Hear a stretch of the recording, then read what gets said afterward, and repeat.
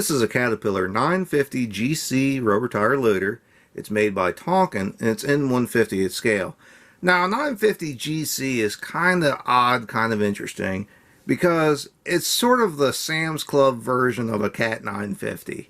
Now there was a 950G, there was a 950H, there's a 950M. The M is the current series that they're on. So why would they offer a 950 GC? What does the GC mean? Well, the GC, when the Tier 4 stuff started to happen, they could still sell the current 950G over in China and a couple of those other places that didn't necessarily need to meet emission standards. So that's what they did. And it wound up being pretty popular over there. So what they did was they more or less kept production the same, just put a Tier 4 engine in it, and you can buy it in the United States now, and it's still a 950 GC, but like I said, it's kind of a Sam's Club version. It's a little bit less expensive than the 950M. It's got a little bit less horsepower, a little bit, lower specs, I guess. It's not as beefy as a 950M, but it is still a 950.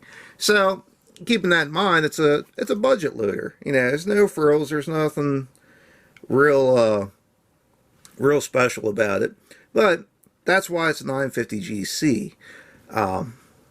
Now, as far as the model goes, it's pretty nice.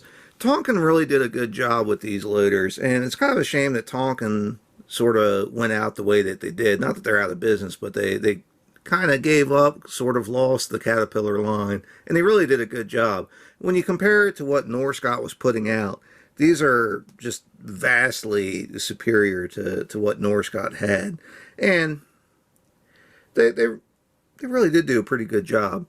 It's got a lot of finer details, like the labels, the warning labels and all that. They look great. The hydraulic lines and the lights and the mirrors and all that stuff, it really does look pretty darn good. Now, the doors don't open up or anything like that. You can kind of see in the cab. It's got, real basic interior detail, but it still looks pretty good. The bucket's nice. It is a tooth bucket, which you don't see terribly often on rubber tire loaders, just because they're not usually strictly found in a dirt or quarry situation.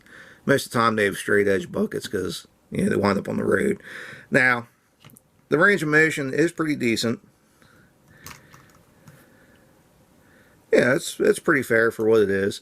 What's interesting here is it really looks like there's a quick coupler attachment sort of thing going on, but it's not. It's kind of strange, kind of odd, but it's just how it's built, I guess. Bucket does roll back pretty far.